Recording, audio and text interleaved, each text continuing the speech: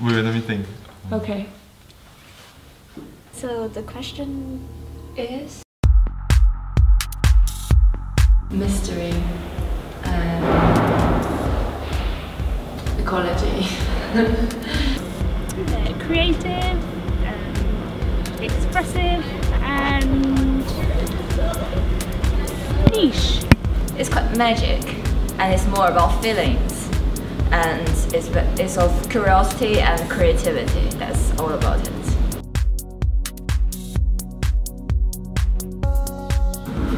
Patterns, scale, but first and foremost is thinking fast and slow, which is a psychological concept. Open secret, green spaces, and maybe a little bit of imagination. Global, local, the interconnections between the two. I'd say human and extra-human nature, so that's both humans as separate from nature and humans as part of nature. I think experience, learning with experience and feeling. So what I mean is, because the education system in the world nowadays mostly focus on education, learning by just thinking, you know. But this project, it suggests learning on a whole new level, which is experiencing and feeling, which is much like how a child learns, which is quite interesting. Yeah.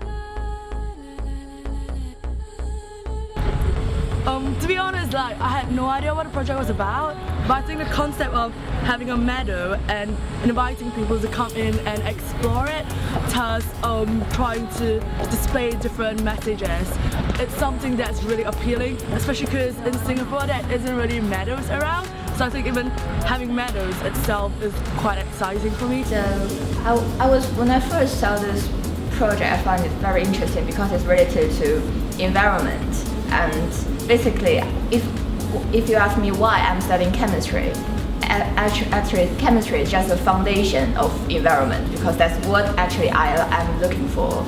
But chemistry is basement. So if you like, you're doing best in chemistry, and you can do something about environment. I've always been very interested in environmentalism, both in terms of activism and the kind of literature associated with it. I'm a literature student, and so I've always really enjoyed romantic poetry, for example, and it's been really exciting to do this project and see the sort of creative side coming together with the more scientific side, and also it's very practical, and it feels like we're really creating something that's going to last.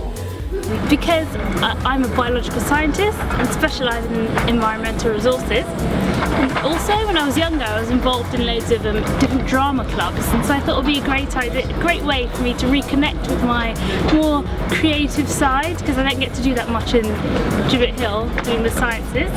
And I wanted to meet people from different departments too, because I just like the whole idea of interdisciplinary study. So yeah. It sounded interesting because it's in connection with things that I'm interested in, forming my local and global environment, and yeah, being myself. And I thought that I might join in, and it turned out to be a great idea. As a SG student, and more importantly human being, I want to make a difference on the campus and on the community and on the world, about people's mind about ecology and the environment. So it's very meaningful for me and everyone else.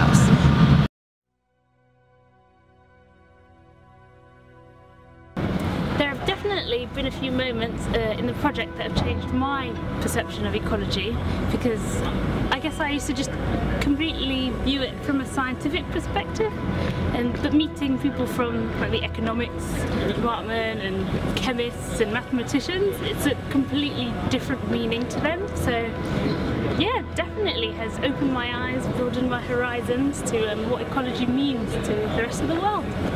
Actually, when I come to this project, I think because ecology and environmental problems are quite serious, so I didn't really expect that it could be a lot of fun and a lot of games for children.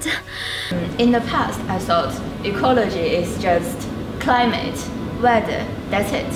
But after, it's like you've been seeing so much, given so much models, it's like visual shocks for the numbers and about animals and even about people. And after seeing that, you feel like ecology is not only about weather, about animals, it's more about people behaviors, how people affect this land and how this land affect the whole global. The key moment wasn't related to an occasion for me, but it was the way we were introduced to this whole concept. It wasn't rushed, it was really slow and chilled out, and instead of giving us a description what usually happens, we were given a definition and in-depth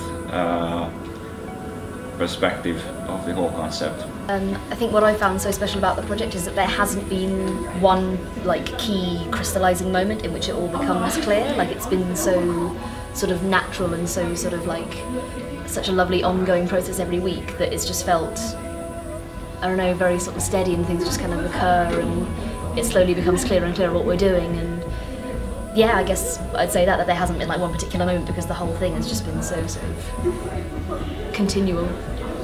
I think the whole process was really creative, because there were a lot of times where we're just discussing concepts of ecology, and when people start throwing out ideas and everyone just builds on it and starts seeing connections to just issues that you never really thought about. So for example, in law there was this part where just during seminars we were discussing about whether nature itself has rights, and it was just something that we were just discussing in seminar. And when we were doing the Meadow Meander project and we started looking at ecology and the global and local scope of it, and you start seeing how there's so many variables in it as well, and what I learned from what I was doing back in seminar, it applied as well, because it helps bring a different view of how you see things. Meeting Baz, and it was quite exciting because we were kind of anticipating what he would have to say about the project, and when we finally met him, it was really kind of refreshing to meet someone who was so open about the project's meaning, and kind of embraced all of our interpretations and encouraged us not to narrow down on what we thought it was all about. And this kind of made me rethink ecology and the way that we build our understandings of our connections to the wider world as individuals, and how it's all a matter of interpretation and how there are endless possibilities. And yeah, that was really cool. Because you know how every time people talk about climate change or things like that, they're always like, oh yeah, we're gonna die, the world's gonna end. But that one is more, it's just quiet, it's just an open space there to invite people to come in and truly reflect on the issue based on their own perceptions and their own ideas. So I thought that's really cool.